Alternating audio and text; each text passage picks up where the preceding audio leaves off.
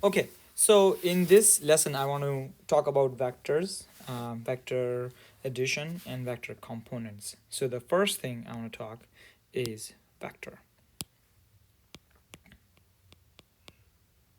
Okay, so there's a two types of physical quantities you can have. One is a vector, and another is a scalar.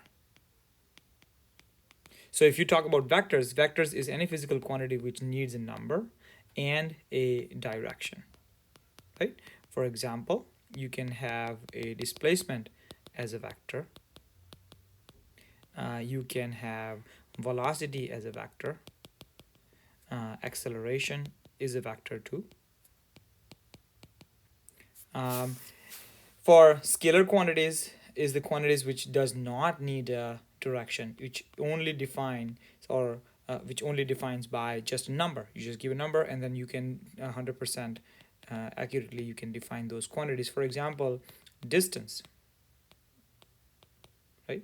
You can define as a time which does not require direction. Same thing as a temperature,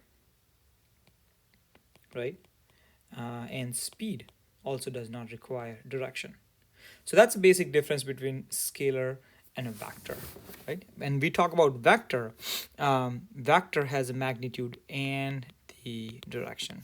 So for example, if we say that you have a dog and the dog goes from home to the east direction for 5 meter, right? So you say it 5 meter and you say that it's going in the east direction, showing by the arrow. The length of the arrow shows that how much he has walked, right? After he walked for 5 meters, he walked again in the same direction for 2 meters.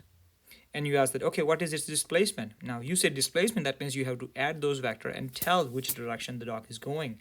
So two pieces of information you have to give. This 5 and 2 is in the same direction, so you can simply add 5 plus 2, which is a 7 meter. So you can say 7 meter to the east.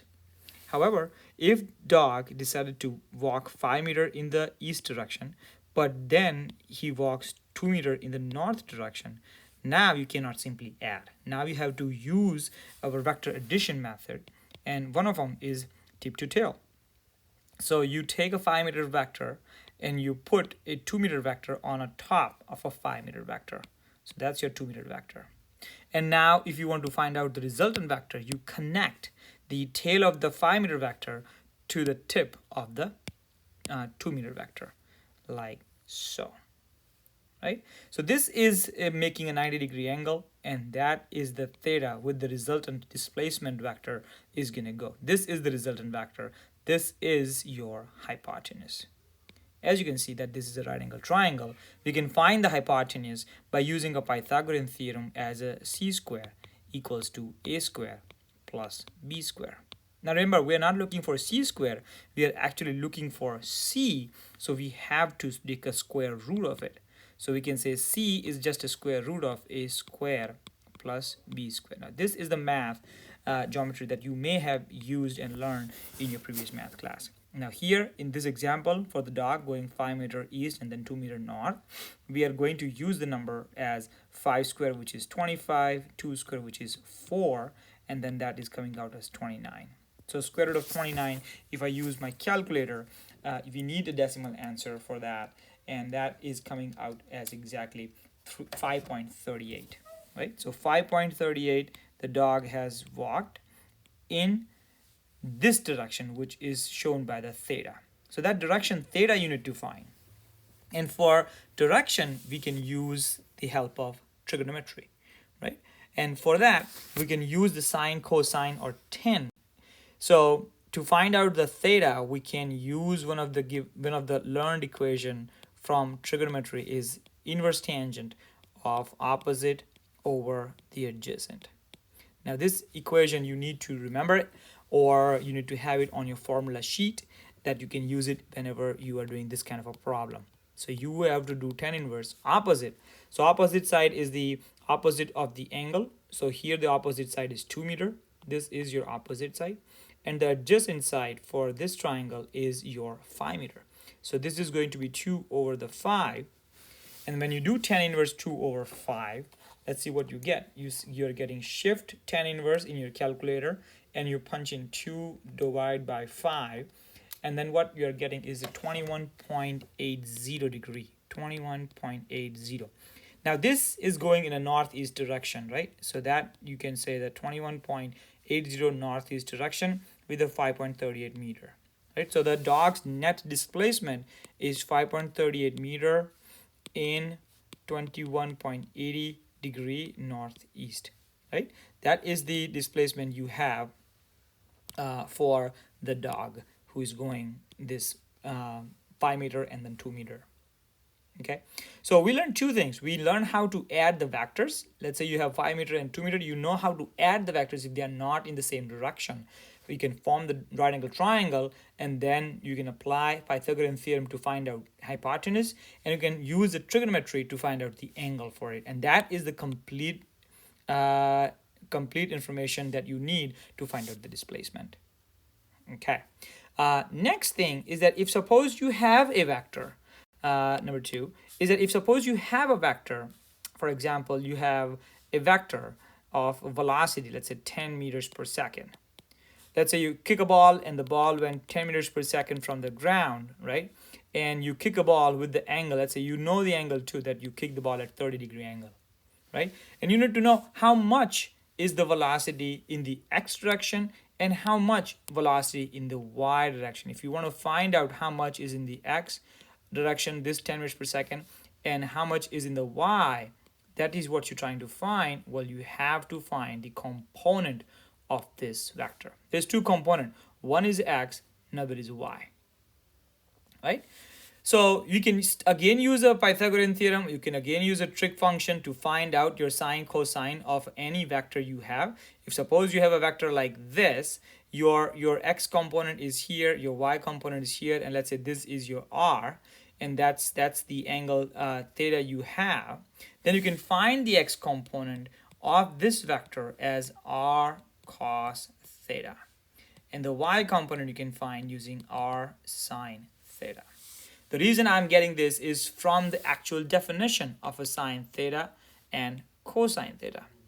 Now we know the definition of sine theta and cosine theta is opposite over hypotenuse, and cosine theta is adjacent over the hypotenuse. Now if I put the numbers or put the values of opposite and hypotenuse from this, opposite of the angle is y, so that's why it's coming out as y. And in my example, hypotenuse is r, so I can use r as a sine theta. Same thing for the cosine theta, I can put adjacent as x. This is my adjacent from the angle x, so x, and hypotenuse is r. So the y component of any vector you take, it will be always as a sine r sine theta, or hypotenuse times the sine theta. And the x component of any vector you take is the hypotenuse times the cosine theta, or you can say in other words, magnitude of the vector or the number of the vector times the sine theta or cosine theta. So if I apply this x and y value for our example here, if I'm kicking a ball at 10 meters per second at 30 degree, then I can find x and y for this 10 meters per second by using the same thing. You can say y equals to, okay, r sine theta. If I want to find the y component, r is your hypotenuse, as we know, and hypotenuse for this triangle is this one, opposite of 90 degree, which is 10, and sine of theta, which is given to you as 30 degree.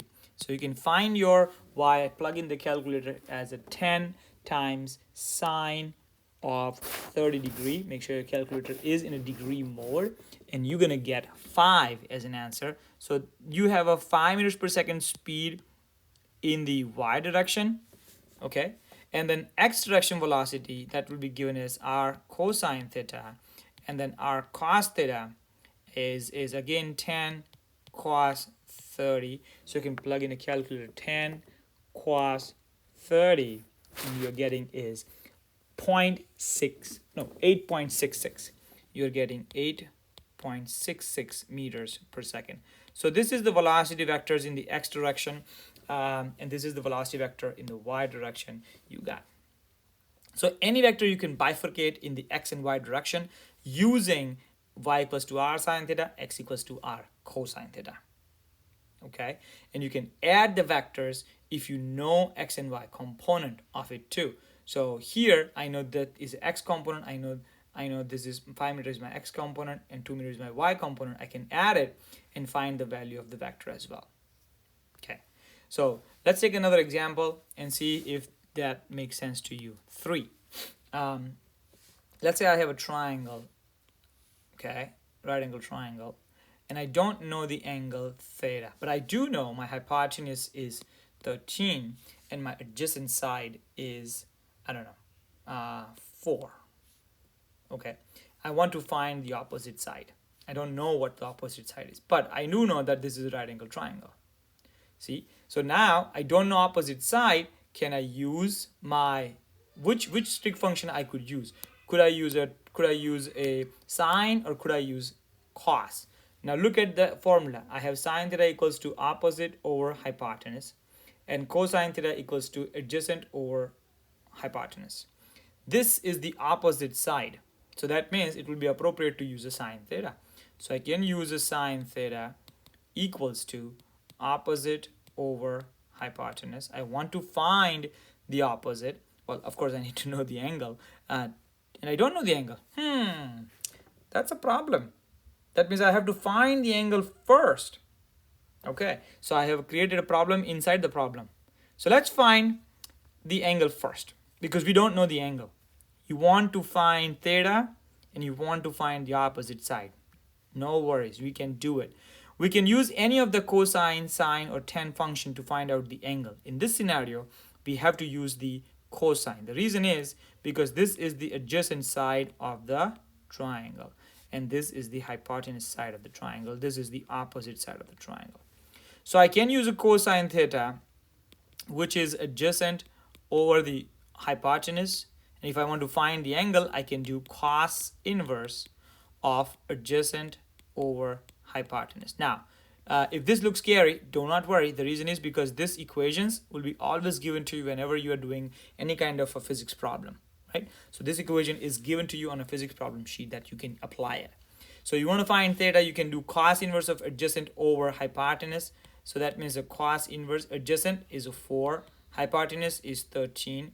Plugging into the calculator, you have to press the second button to shift the function. So second, cos inverse, I pressed it, 4 over 13. And look what I'm getting. I'm getting 72.07. That is the angle that which that 13 degree is relying on, 72.07. Okay, that means the value of theta is, now I know this angle is 72.07 degree. All right. Back to our original problem of finding the opposite side. To find the opposite, we're going to use a sine theta equals to opposite over hypotenuse. So opposite side equals to hypotenuse times sine theta. Opposite side is 13. So 13 sine theta, sine of theta is 72.07. So 72.07 plugging into calculator will give us the opposite side, right? So we got 13 sine 72.07. 72.07. Plug again. Hit the equal, 12.36.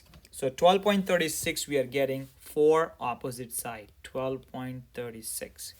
Okay, so if we erase this, we will know what it is actually right here. So we can write down here. Let's see. Okay. All right. So we're going to write that your opposite side is 12.36. Okay. So to recap, what we have done so far, is to give you the vector and scalar, give you the knowledge of vector and scalar. Okay, what is vector, what is scalar? If you have a vector and if you want to add the two vectors in the same direction, you can do that. If you want to add the two vectors which are perpendicular to each other, you can do that using a Pythagorean theorem. You can find the angle using using a trig function, using theta equals to tan inverse, cos inverse, or sine inverse. Okay, those all the functions must be given to you in your formula sheet that you can readily available to use it. Okay, and then we used let's see. Okay, and then we gave the example that if I want to find out the component of a velocity vector, which is 10 meters per second at 30 degree, I can find x equals to r cosine theta and y equals to r sine theta, and those are the way we can find the component. Those are the equations, and those are the formulas will be also given to you as well when you're trying to calculate it. And then 3 is how to find the angle and how to find the missing side, and you can do that using, again, trig function sine theta, cosine theta, and tan theta. All right, I hope this is helpful, and let us know if you have any question. Thank you.